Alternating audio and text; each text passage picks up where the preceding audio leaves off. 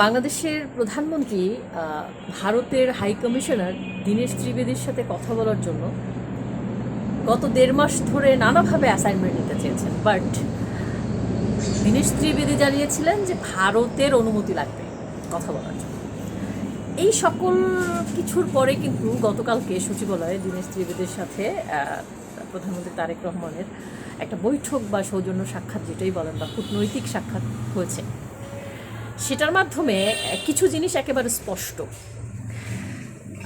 তাদের ভিতরকার ইন্টারনাল কী কী আলাপ হয়েছে সেটা তো তারা অবশ্যই মিডিয়াতে বলবেন না, কিন্তু কিছু আভাস যেগুলো পাওয়া যাচ্ছে, এর প্রথম এবং প্রধান বিষয়টাই ছিল 5 তারিখে শেখ হাসিনার ভারতে সংবাদ সম্মেলনের ক্ষোভ। এটা তীব্র ক্ষোভ ছিল যে কেন ভারত এটাকে সম্মতি দিল। আর সেকেন্ড অন হলো শেখ হাসিনাকে প্রত্যর্পণের জন্য একটা জোরালো আওয়াজ দেওয়া, যে শেখ হাসিনাকে খুব দ্রুতই বাংলাদেশে ফেরত দিতে হবে। এখন প্রশ্ন হলো, দেখেন আমার মাথায় অনেকগুলো প্রশ্ন আসছে এখানে। কী কী প্রশ্ন আসছে? আচ্ছা, শেখ হাসিনা যেখানে নিজেই চাইছেন যে তিনি দেশে আসতে চান, তার কাছে কিন্তু পাসপোর্ট নাই, তাহলে এই দেশের সরকার বা এই যে যারা মাঠ কাঁপাচ্ছে যে শেখ হাসিনাকে ফেরত আনো, শেখ হাসিনাকে ফাঁসিতে ঝুলাই দাও, শেখ হাসিনা করো, শেখ হাসিনাও চাইতেছে সে দেশে আসবে, সে চাইতেছে সে অবশ্যই দেশে আসবে। এখন আপনারা যদি ভয় না পেয়ে থাকেন, আপনাদের মধ্যে যদি সংকোচ ঢুকে না থাকে, তাহলে আপনি তার দেশে আসার ব্যবস্থা করছেন না কেন? বলেন যে হ্যাঁ তুমি যে দেশে আসতে চাইতেছো, আর আমরাও তো চাইতেছি যে তুমি দেশে আসো, তোমার আইনা ফাঁসি দিব, কেন করতেছেন না? করেন, সে তো চাচ্ছে। এখানে এখানে জুজুটা কোথায়? আমি জুজু বুঝতেছি না। আপনারা চাইতেছেন সে খুনি, সে হাজার হাজার মানুষ মারছে, তারা দেশে আইনা ফাঁসি দেবেন। সেও চাইতেছে আমি এসে বিচারের মুখোমুখি হব, আমি দেশে আসতে চাচ্ছি, আমি দেশে এসে আমি ট্রাইব্যুনাল ফেস করব, আমি আদালত ফেস করব, আমি বিচারের মুখোমুখি হতে চাই। সে তো ভয় পাচ্ছে না। জুজু তো আপনাদেরকে কিসের জুজুতে ধরছে? এখানে একটা জিনিস আমি একটু ক্লিয়ার করি। এর চেয়ে বড় জুজু ধরছে ওই যে কি যেন বলে না, রাজনৈতিক চিন্তক ফরাদ মাজারকে। ফরাদ মাজারের মধ্যে দেখবেন এক ধরনের, এই চিন্তকের মনে একটা কুশ চিন্তা ঢুকে গেছে। কি চিন্তা ঢুকছে? উনি দেখবেন একবার এক এক কথা বলতেছে।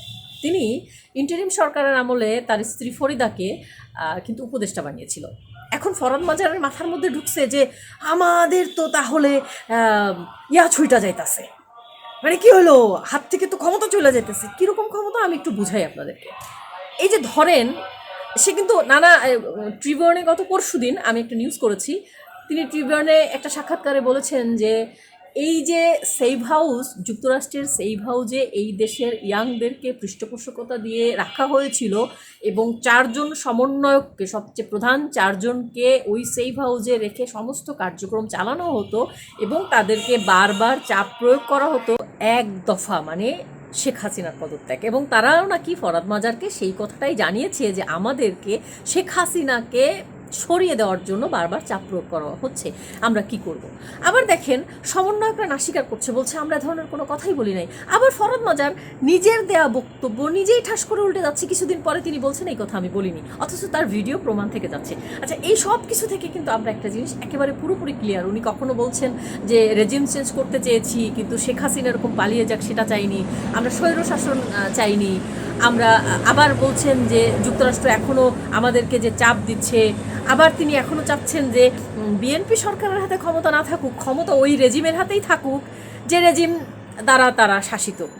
আচ্ছা, এটা এটা ফরাদ মাজার ভালো জানে, আর আপনারা যারা যারা একটু বুঝেন তারা অবশ্যই বুঝবেন। এবার দেখেন, দীনেশ ত্রিবেদীর সাথে প্রধানমন্ত্রী সাক্ষাৎ করেছেন তার বিমস্টেক সম্মেলনে যোগদানের কথা। কেউ হয়তো প্রধানমন্ত্রীর মাথার মধ্যে ঢুকাইছে যে আপনি সেখানে প্রধানমন্ত্রী হিসেবে দাওয়াত পান নাই, পাইছেন চেয়ারম্যান হিসেবে, আপনি কেন যাবেন?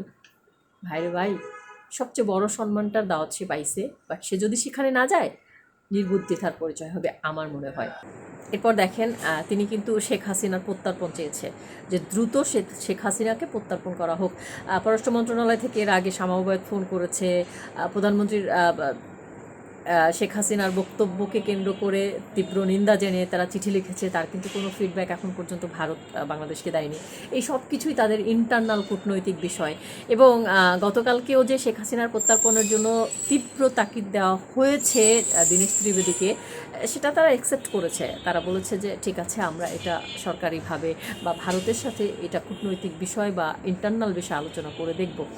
তো আমার প্রশ্নটাই সেটা যে শেখ হাসিনাকে আনার ব্যবস্থা আপনারাও করেন, আপনাদের সকল কাগজপত্র তৈরি করে সেও আসতে চাচ্ছে, আপনারাও তাকে আনেন। এবং এখানে কোনো জুজুর ভয় নেই। যদি জুজুর ভয় পেয়ে থাকেন তাহলে কোনো কাহিনী আছে। আরেকটা বিষয় এখানে স্পষ্ট, রয়ের প্রধান পরাগ জৈন কিন্তু বাংলাদেশে অবস্থান করছে এবং তিনি তার 4 সদস্য বিশিষ্ট একটি টিম নিয়ে বাংলাদেশে অবস্থান করছেন। তিনি ডিজিএফআই প্রধানের সাথে সাক্ষাৎ করেছেন, সেখানে তার বৈঠক হচ্ছে। জানা যায় রয়ের প্রধান কেন বাংলাদেশে এসেছে এটা নিয়ে অনেকেই বলছেন যে শেখ হাসিনা যে ডিসেম্বরে ফিরে আসবে, সেই ফিরে আসাকে নিয়ে পূর্ণ নিরাপত্তার দায়িত্ব নিয়েই তিনি কিন্তু বাংলাদেশে এসেছেন একটা ইনভেস্টিগেটিভ টিম নিয়ে, এবং সে এটা নিয়ে দায়িত্ব পালন করছেন। আবার কেউ কেউ বলছেন যে বাংলাদেশ থেকে যে উগ্রপন্থীদের বা যে সন্ত্রাসীদেরকে যে কারামুক্তি দেওয়া হয়েছে তাদের ব্যাপারেও একটা উদ্বেগ রয়ে গেছে বাংলাদেশে, যে উদ্বেগটা এক ধরনের বড় কিছু নাশকতার ব্যাপার তৈরি করতে পারে বিধা বলে মনে করছে আইনশৃঙ্খলা উদ্ঘাটন বাহিনীরা বা অন্যান্য যারা আছেন। তো সেক্ষেত্রেও হয়তো পরাগ জৈনকে তার সদস্যদের নিয়ে এদেশের একটা অভিযান পরিচালনা বলেন বা একটা নিরাপত্তা নিশ্চিতের স্বার্থে বলেন তাকে এখানে আনা হয়েছে। সেটা একেবারেই সরকারি জনমত, তারাই ভালো জানেন কেন হয়েছে।